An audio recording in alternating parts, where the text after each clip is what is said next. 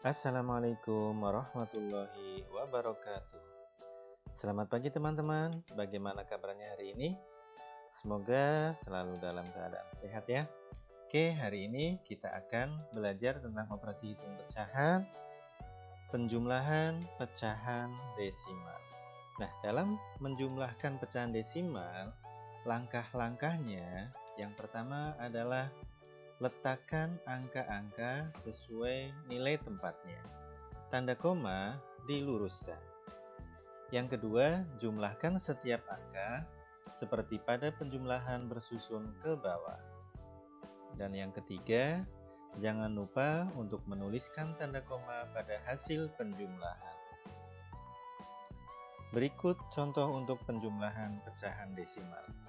0,37 ditambah 0,5 sama dengan, nah yang pertama kita tulis seperti biasa 0,37 kemudian ditambah 0,5. Nah di sini yang harus kalian perhatikan adalah tanda komanya. Jadi tanda komanya ini harus lurus. Kemudian kita jumlahkan seperti biasa.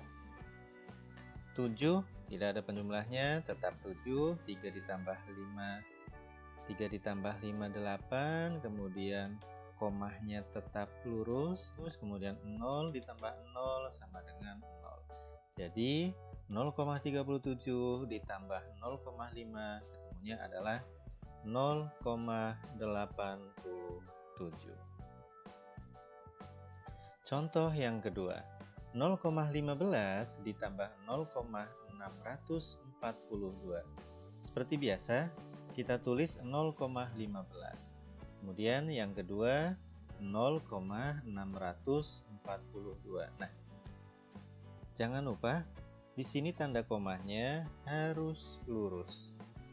Nah, seperti ini. Lalu kita jumlahkan seperti biasa. 2 tidak ada penjumlahnya di atasnya, berarti tetap 2, kemudian 5 ditambah 4, 9, kemudian 1 ditambah 6, 7, komahnya lurus, kemudian 0 ditambah 0 sama dengan 0. Jadi 0,15 ditambah 0,642 hasilnya adalah 0,792. Mudah bukan? Belajar matematika semakin mudah bersama Pak Teguh. Yang berikutnya adalah penjumlahan berbagai bentuk pecahan. Sebagai contohnya, 25% ditambah 1/2. Nah, di sini ada dua pecahan. Yang pertama bentuk persen, yang kedua adalah pecahan biasa. Nah, bagaimana cara menyelesaikannya? Cara yang pertama, pecahan disamakan menjadi bentuk pecahan biasa. Jadi yang 25% kita ubah menjadi pecahan biasa. Nah, 25% itu adalah 25/100. Supaya kalian tidak terlalu besar dalam menghitungnya, maka 25/100 ini kita jadikan pecahan paling sederhana, yaitu 1/4. Dari mana 1/4 ini? Nah, 25 ini dibagi 25 sama dengan ketemunya 1. Kemudian karena atas dibagi 25, maka yang penyebutnya pun dibagi 25. Itu 100 dibagi 25 sama dengan 4. Jadi 25% itu pecahan biasanya 25/100 dan disederhanakan menjadi 1/4. Kemudian langkah selanjutnya adalah 25/100 ditambah 1/2 sama dengan 1/4 yang sudah kita sederhanakan tadi ditambah 1/2. Nah, karena ini penyebutnya berbeda, maka kita cari KPK dari 4 dan 2. KPK dari 4 dan 2 adalah 4. Mencari atasnya seperti yang kemarin sudah Pak Guru jelaskan, yaitu 4 dibagi 4, kemudian dikali atasnya. Ini dikali, kemudian yang ini dibagi. Nah, 4 dibagi 4 1, 1 kali atasnya 1 berarti ketemunya 1.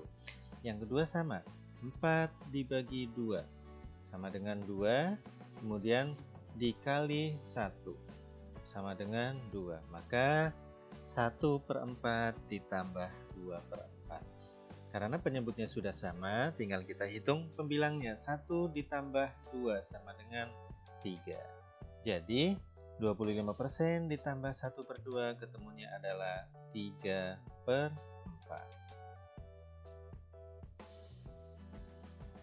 Cara yang kedua, pecahan disamakan menjadi bentuk persen. Kalau tadi kita samakan menjadi pecahan biasa, sekarang kita samakan menjadi bentuk persen.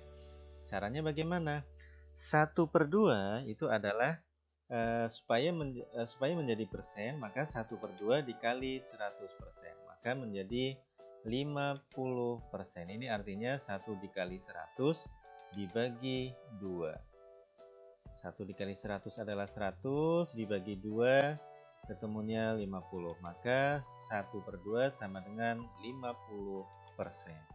Nah, langkah selanjutnya adalah 25% ditambah 1/2 sama dengan 25% tetap. Nah, 1/2-nya tadi sudah dirubah menjadi persen adalah 50%.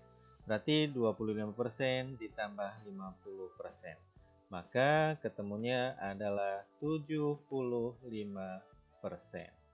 Belajar matematika semakin mudah bersama Pak Teguh.